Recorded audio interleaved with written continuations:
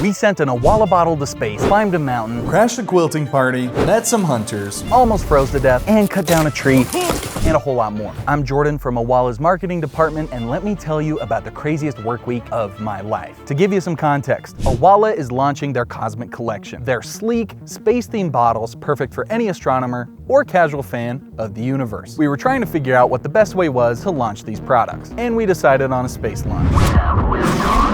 No pun intended. So with a quick Google search, we found a website called sendmystufftospace.com. And through this website, we met John. He literally sends people's stuff to space. He was down to help us put an Owala bottle into the stratosphere. Now there's quite a few steps that go into getting this rig all set up, and after everything was hooked up to the balloon, the worst possible thing happened.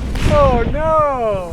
Oh, that totally sucks. Well, so much for that launch. So, Doing it tomorrow? yeah, I think we have to do this again tomorrow. It was pretty disheartening to see the balloon fly off into nothingness. And attached to that balloon was a very special nozzle that John had custom made. It was going to be near impossible for us to fill up another balloon without that nozzle. Luckily for us, we know some people that are pretty smart and 3D printed us an extra nozzle so we could launch the balloon the following day. But little did we know, this would be the least of our problems. and now it's raining. Came very unprepared for this. Oh, come on. The next day rolled around and tensions were high. This had to work or our plans to send an Owala to space would be put on hold. Okay, John, you ready to launch this thing? I am so ready to launch this thing. 3, 2, 1. Woo! There it is. Oh, look at that, it's beautiful. We watched it all fly away into the atmosphere, and it was beautiful. And then we forgot to press the audio alarm on the rig so it would be easier to find when it landed. But for the most part, success. Now the race was on to map out our predictions on the GPS as to where the balloon was headed. It was just me, our videographer Sam, and John. John was driving while I was in the back, learning on the spot how to calculate the longitude and latitude plus the altitude change so we could predict where the rig was going to land. We stopped for lunch and got news that the balloon had finally popped and the payload was on its way back down.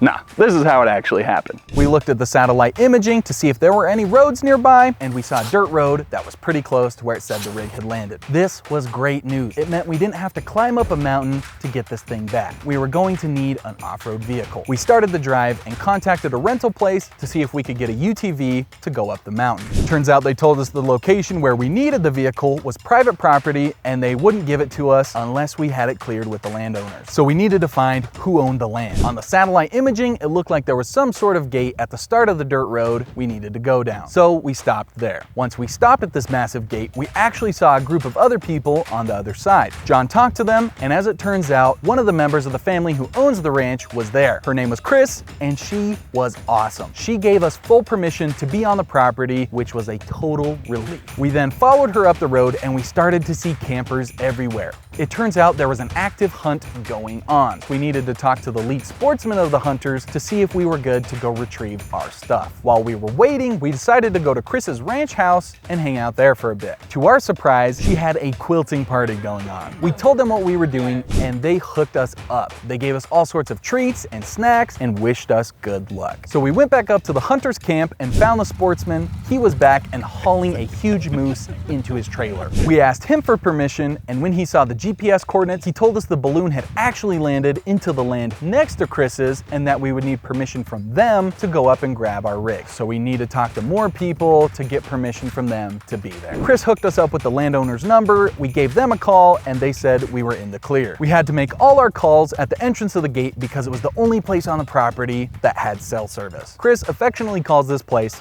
the phone booth. We called the UTV rental place and they said the soonest they could get us a vehicle was in an hour. This was around 5 o'clock and the sun was going down around 7:30. So time was not on our side. We waited the hour for the UTV to arrive and then we started flying up the mountain. Sam was our expert off-road driver. It took us about 40 minutes to get up there, leaving us with about 20 to 30 minutes of usable light. We were all soaked from the weather and it was freezing cold. But now we were within 1,000 feet of where the GPS said the balloon was. We started hiking past the clearing into the forest to try and find the balloon. With no audio alarm, finding the rig was gonna be tricky. We searched and eventually found the bottle. We found it. It's in a tree.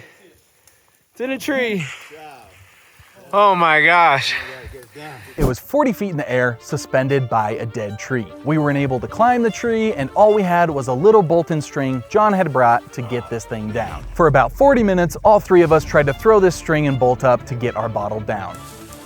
Oh, man, that was close. Nothing was working. Now, the only way we were gonna get this thing down would be to cut down the rest of the dead tree, because John had brought a little handsaw for cutting down tree limbs. It was grueling.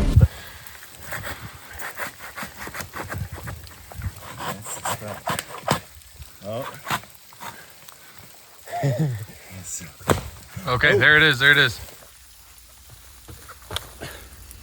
Oh, come on. It took about an hour and a half of us taking turns sawing down this tree. And then suddenly,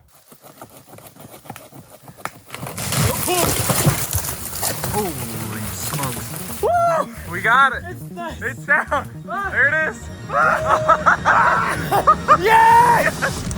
We got it!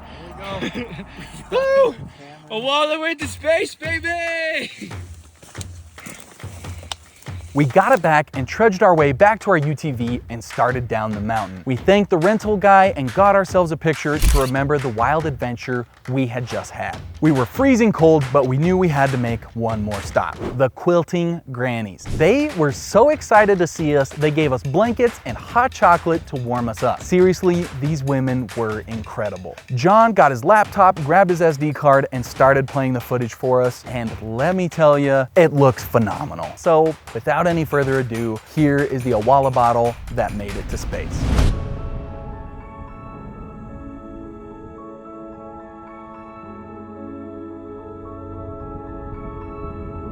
If you want these space-themed bottles for yourself, go to owalalife.com and share a special connection with John, Sam, and myself.